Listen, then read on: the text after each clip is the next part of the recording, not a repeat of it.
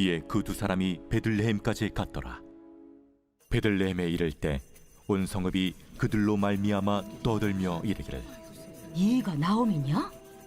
나를 나옴이라 부르지 말고 나를 마라라 부르라. 이는 전능자가 나를 심히 괴롭게 하셨음이니라. 내가 풍족하게 나갔더니 여호와께서 내게 비어 돌아오게 하셨느니라. 여호와께서 나를 징벌하셨고 전능자가 나를 괴롭게 하셨거늘 너희가 어찌 나를 나옴이라 부르느냐? 하니라. 나오미가 모압 지방에서 그의 며느리 모압 여인 룻과 함께 돌아왔는데 그들이 보리초소 시작할 때에 베들레헴에 이르렀더라. 나오미는 흉년을 피해서 모압 땅으로 이주했습니다. 그런데 그 땅에서 남편과 두 아들을 잃었습니다. 10년 만에 베들레헴으로 돌아옵니다.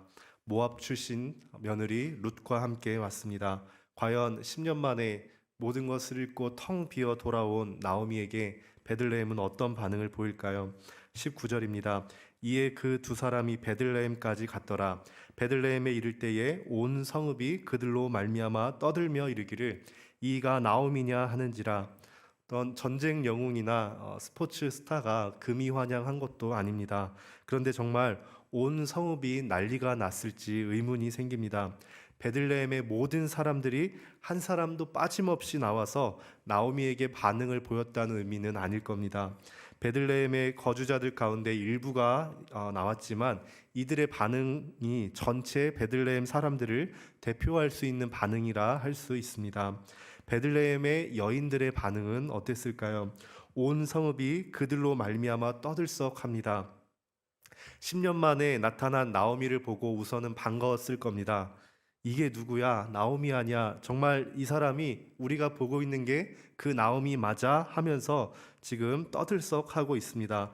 그랬더니 10년 만에 나타난 나오미가 그들에게 하는 첫 마디가 이렇습니다. 20절입니다. 나오미가 그들에게 이르되 나를 나오미라 부르지 말고 나를 마라라 부르라. 이는 전능자가 나를 심히 괴롭게 하셨음이니라. 자기를 나오미라고 부르지 말라 합니다. 나오미의 뜻은 나의 즐거운 자라는 뜻입니다. 남편과 아들 둘을 다 잃고 돌아온 자신의 처지를 보면 이보다 어울리지 않는 이름이 없다는 겁니다. 대신 마라라라고 부르라 합니다. 마라는 쓰다는 뜻입니다. 나오미는 이제 쓰디 쓴 여인이 되어서 돌아왔습니다.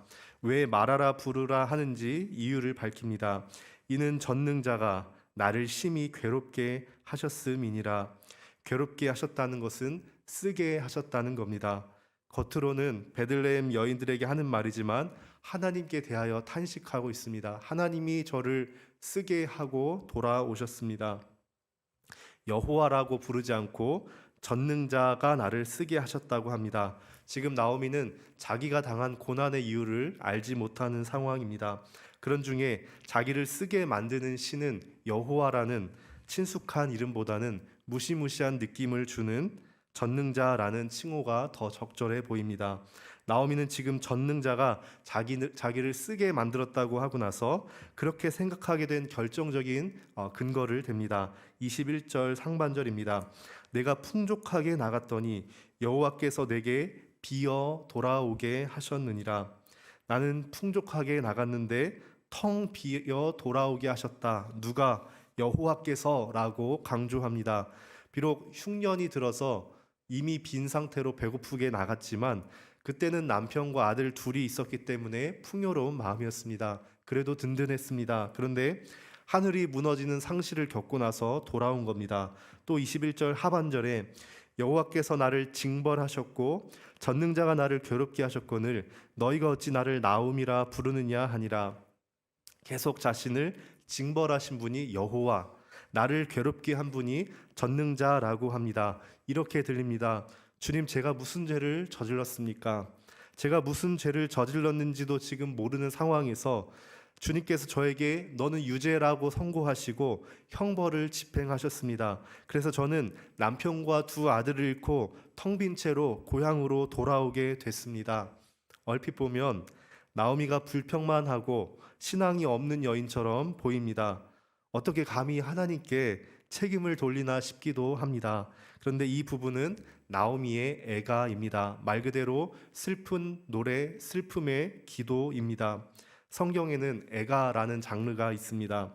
내 삶이 이래서는 안 된다라고 부르짖는 고통의 소리가 성경의 애가입니다. 그런데 단순한 신세 한탄이 아닙니다. 애가는 부르짖는 대상이 있습니다. 하나님이십니다. 겉으로는 불평하고 탄식을 늘어놓는 것 같습니다. 그런데 사실은 하나님을 신뢰하면서 부르짖는 기도입니다. 자신의 삶에 문제가 있다고 하나님께 탄식으로 알리면서 도움을 요청하는 기도입니다. 깊은 절망 중에 있는데 하나님의 사랑에는 변함이 없다는 정말 깊은 확신이 있을 때 이 애가를 부를 수 있습니다. 시편에는 감사하는 찬양시 숫자보다 탄식하는 애가의 숫자가 더 많습니다. 어떤 학자는 시편에서 찬양은 41개인 반면에 애가는 54개라고 합니다. 시편은 하나님을 믿는 인간이 삶을 살아가면서 겪는 여러 가지 모습 속에서 자신의 믿음을 하나님께 올려드리는, 인간의 편에서 하나님께 고백하는 시들로 넘쳐납니다. 그런데 어떻게 그 시편에서 감사하는 노래보다 불평하고 탄식하는 노래가 더 많을 수 있을까요? 그게 어떻게 시편이라고 성경의 정경처럼 인정되어서 기록되어 있을까요? 결코 놀랄 일이 아닙니다. 인생은 기뻐할 일보다 상실감으로 슬퍼하고 탄식할 때가 더 많기 때문입니다. 욥은 하루아침에 10자녀 또 재산을 모두 잃었습니다. 온몸에 피부병이 생겨서 기왓장으로 온몸을 긁게 되는 고난을 겪으면서 욥기 27장 2절에 고백합니다. 나의 정당함을 물리치신 하나님, 나의 영혼을 괴롭게 하신 전능자의 사심을 두고 맹세하노니. 욥도 전능자가 자기의 영혼을 괴롭게 만들었다고 탄식합니다. 욥도 나오미도 고통 중에 애가를 부르고 있습니다. 나오미는 고통을 정직하게 하나님께 쏟아놓습니다. 항상 기쁘고 희망에 넘쳐서 감사하며 찬양할 수는 없습니다. 저와 성도님들께서도 때로는 하나님께 버림받은 느낌이 들 때가 있습니다. 슬프기도 하고 절망에 빠져서 가슴속에서 불평이 터져나오는 것을 억제할 수 없을 때가 있습니다. 그럼에도 불구하고 범사에 감사하라는 말씀을 잘못 오해해서 슬픈데도 기쁜 척하는 게 믿음인가 할 때가 있습니다. 어떤 학자는 애가는 교회가 잃어버린 고귀한 영적 자산이라고까지 합니다. 성경은 어디에서도 이런 거짓 경건을 권면하지 않습니다. 오히려 성경은 때로는 자기의 감정에 충실할 것을 요구합니다. 문제가 없는 척, 경건한 척 하지 말고 솔직하게 하나님께 나와서 그 상실로 인한 고통을 부르짖으라고 하고 있습니다. 저와 성도님들께서 지금 깊은 죄의식을 가지고 계신 것은 무엇입니까? 절망감을 느끼는 것은 무엇이 있습니까? 그때 하나님께 솔직하게 부르짖지 않으면 우리 기도는 자칫 피상적이 될 수 있습니다. 애가는 겉으로 볼 때는 부정적인 탄식 같지만 실제로는 하나님의 헤세드, 하나님의 인애에 대한 깊은 확신에서 나옵니다. 자녀가 힘든데 부모에게 힘들다고 말하지 않으면 부모를 의지하지 않는 겁니다. 정말 불신앙은 하나님께 나의 이 어려운 마음을 쏟아놓는 게 아니라 어려운 마음이 있음에도 하나님께 부르짖지 않는 것이 불신앙입니다. 전에 한번 예를 든 적이 있지만 제가 선교단체 간사로 섬길 때 간사 동기 부부가 있습니다. 그 간사 동기 부부의 두 자녀가 있었는데 둘째 딸 2년 3개월 정도를 산 딸이 그 몇 달 전에 자는 중에 그냥 호흡을 멈추고 먼저 하늘나라로 갔습니다. 이 딸은 태어나면서부터 큰 종양이 있어서 태어나자마자 큰 수술을 받아야 했던 그런 딸이었습니다. 며칠 전에 그 딸의 엄마인 동기 간사님께서 SNS에 하나의 시를 올리셨는데 제목이 아시면서입니다. 하나님께 탄식하는 겁니다. 일부만 읽어드리겠습니다. 우리 시온이 태어나면서부터 큰 수술을 받고도 그 어린아이가 생의 의지를 갖고 가쁜 숨을 뻑뻑 내쉬었던 거 하나님 아시면서 병원에 오래 있느라 부모가 바쁘다는 핑계로 부모 품에 마음껏 안겨보지 못한 거 아시면서 이런 식으로 계속 하나님께 하나님 아시면서 왜 우리 딸 데려가셨습니까? 라고 그 고통을 억누르지 못해서 하나님께 부르짖고 있습니다. 누가 그 글을 읽는다 해서 이분이 불신앙, 하나님 믿지 않는다 하지 않습니다. 하나님의 살아계심에 대한 확신에서 이런 애가가 나올 수 있습니다. 제임스 메이스라는 학자는 이렇게 말합니다. 탄식과 찬양은 둘이 아니라 하나이다. 우리는 기쁠 때만 여호와께 찬양하는 것이 아니라 고통스러울 때에도 하나님께 부르짖을 수 있다. 우리는 늘 찬양만 하도록 부름을 받은 것이 아니다. 왜냐하면 인간은 땅을 디디고 사는 연약한 존재이기 때문이다. 따라서 고통의 부르짖음과 찬양은 서로 다른 것이 아니다. 우리 삶은 고통에서 시작해서 환희로 끝나는 일방통행이 아니다. 우리의 삶은 고통에서 환희로, 환희에서 다시 고통으로, 그리고 다시 고통에서 환희로 돌아가는 쌍방통행이다. 따라서 탄식하는 모습과 찬양하는 모습은 믿음의 백성인 우리의 참 모습이다. 키티스터라는 학자도 이렇게 말합니다. 슬퍼하는 것만이 슬픔에서 우리를 건져낼 수 있습니다. 우리가 과거의 상실을 직면하지 않으면 결코 새로운 삶으로 나아갈 수 없습니다. 그리고 이것은 시간이 걸리는 일입니다. 상실에서 나오는 분노를 다루기 위해서는 시간이 필요합니다.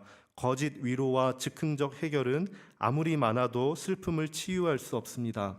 상실의 충격을 흡수하기 위해서는 시간이 필요합니다. 어두움의 깊은 데서 하나님의 손길을 보는 데는 시간이 필요한 것입니다. 그리고 예수님도 말씀하십니다. 애통하는 자는 복이 있나니 저희가 위로를 받을 것이며. 이렇게 본다면 나오미의 애가는 불신앙이 아닙니다. 나오미의 애가는 고통 가운데서 하나님을 향해 도움을 요청하는 기도입니다. 겉으로 보기에는 탄식처럼 들리지만 애가를 통하지 않고는 진정한 치유로 나아갈 수 없습니다. 사랑하는 성도님들, 소화되지 않는 슬픔과 두려움 가운데 있는 분들은 없으십니까? 우리 모두 애가를 부르며 하나님 앞에 우리의 솔직한 마음을 아뢰지 않으시겠습니까? 단순한 신세 한탄이 아닙니다. 하나님의 사랑에 대한 확신을 가지고 하나님을 바라보며 호소하는 기도입니다. 때로는 하나님을 향해 강하게 도전하며 질문할 수도 있습니다. 왜 저를 쓰게 만드십니까? 나는 풍족하게 나갔는데 왜 하나님께서 텅 비어 돌아오게 하셨습니까? 소화되지 않는 아픔을 가지고도 그저 하나님께 예 밖에 대답할 줄 모르는 예스맨이 된다면 하나님과의 관계는 진정성을 잃게 될 것입니다. 피상적이게 될 것입니다. 애가를 부르면서라도 하나님께 돌아갈 수 있는 것이 하나님 자녀의 특권인 줄 믿습니다. 이유가 있습니다. 그래도 희망은 오직 하나님 한 분께만 있기 때문입니다. 하나님은 들으시고 응답하시는 분이시기 때문입니다. 그 증거가 22장 22절입니다. 1장 22절입니다. 1장은 나오미의 애가로만 끝나지 않고 22절로 마무리합니다. 나오미가 모압 지방에서 그의 며느리 모압 여인 룻과 함께 돌아왔는데 그들이 보리 추수 시작할 때에 베들레헴에 이르렀더라. 왜 룻기 기자는 다 알고 있는데 이미 1장의 스토리를 통해서 룻과 함께 돌아온 것 알고 있는데 다시 한번 정리하고 있을까요? 왜 그때가 보리 추수 시작할 때라고 기록하면서 1장을 마칠까요? 왜 나오미의 고향이 베들레헴인 줄 알면서 다시 베들레헴에 이르렀다라고 기록하고 있을까요? 하나님은 우리를 텅 비게만 만드는 하나님이 아니십니다. 우리 탄식을 애가로만 끝나지 않게 하시는 분이십니다. 나오미 입장에서는 공허감으로 고통스럽기 그지 없습니다. 그런데 나오미 스스로 생각하는 것만큼 공허한 것이 아니었습니다. 그에게는 며느리 룻이 있었습니다. 목숨 다해서 충성하겠다는 젊은 며느리 룻이 함께 있었습니다. 나오미 절망의 밤은 가고 먼동이 터오기 시작하는 겁니다. 그리고 나오미에게 절망만 있는 게 아닌 두 번째 이유는 마침 보리 추수할 때이기 때문입니다. 하나님께서는 가난한 과부와 객을 긍휼히 여기시는 분입니다. 레위기 23장 22절에 너희 땅에 곡물을 벨 때에 밭 모퉁이까지 다 베지 말며 떨어진 것을 줍지 말고 그것을 가난한 자와 거류민을 위하여 남겨두라 율법까지 주셨습니다. 만약 베들레헴에 하나님을 믿고 율법을 지키는 사람들이 있다면 보리 추수 때에 도착한 나오미와 룻에게는 희망이 있는 것 아니겠습니까? 나오미가 돌아왔습니다. 떡의 집이라 불리는 베들레헴에 돌아왔습니다. 그것도 모압 여인 룻과 함께 왔습니다. 게다가 보리 추수 시작할 때에 왔습니다. 죽음과 텅 빔으로만 다름질하던 나오미 삶의 궤적이 이제 변곡점을 맞이한 겁니다. 떡의 집, 추수와 시작, 이제 나오미의 텅 빈 삶이 채워짐으로 나아가고 있습니다. 너 근심 걱정 말아라. 주 너를 지키리. 주 날개 밑에 거하라. 주 너를 지키리. 주 너를 지키리. 아무 때나 어디서나 주 너를 지키리. 늘 지켜주시리. 저와 성도님들의 솔직하게 부르짖는 믿음의 애가를 통해서 텅 빈 우리 삶을 채우기 시작하시는 하나님의 손길을 경험하시기를 축복합니다. 기도하겠습니다. 하나님 아버지 감사합니다. 현실적인 이 인생을 살아가며 믿는 하나님께 여러 가지 마음을 고백했던 시편의 기자들처럼 하나님, 우리 인생이 단순하지 않은 것을 고백합니다. 우리 마음이 늘 감사로만 기쁨으로만 충만하지 않은 게 우리의 인생인 것을 고백합니다. 그러나 그때에도 우리가 눈을 들어 하나님을 바라보며 슬프면 슬프다고 아프면 아프다고 하나님께 부르짖으며 신뢰하며 우리의 마음을 쏟아놓을 수 있는, 고통 중에도 하나님께 부르짖으며 동행할 수 있는 우리의 믿음이 되도록 주여 긍휼을 허락하여 주시옵소서. 그때에 우리의 텅 빈 삶을 채우시는 여호와의 손길을 경험하며 우리가 살아갈 수 있도록 인도하여 주시옵소서. 감사하며 예수님의 이름으로 기도합니다. 아멘.